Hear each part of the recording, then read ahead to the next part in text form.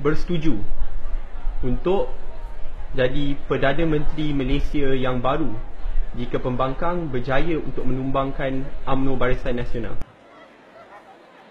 Saya nak jadi juga Perdana Menteri. Ini apa? You can say whatever you like. You boleh hantam, you punya suka. Tapi saya jadi Perdana Menteri.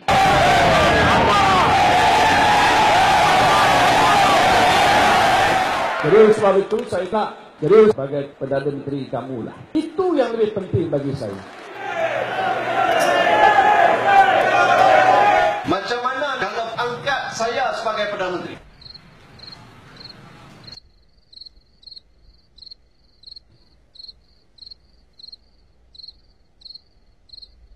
You tak ada Melayu lain pandai ke?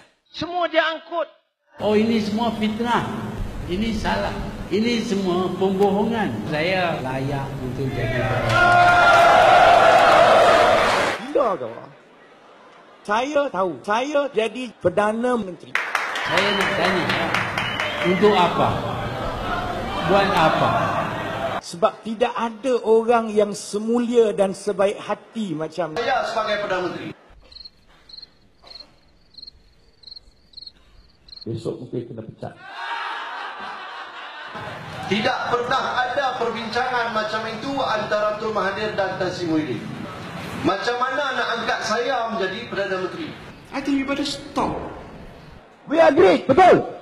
DAP dia punya kuasa parlimen lebih daripada yang lain. Betul.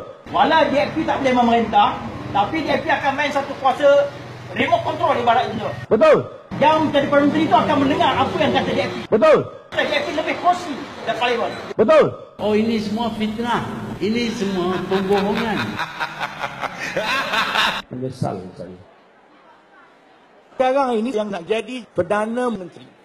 Saya kata terang-terang, tuan-tuan dan puan-puan, saya nak jadi Perdana Menteri. Betul.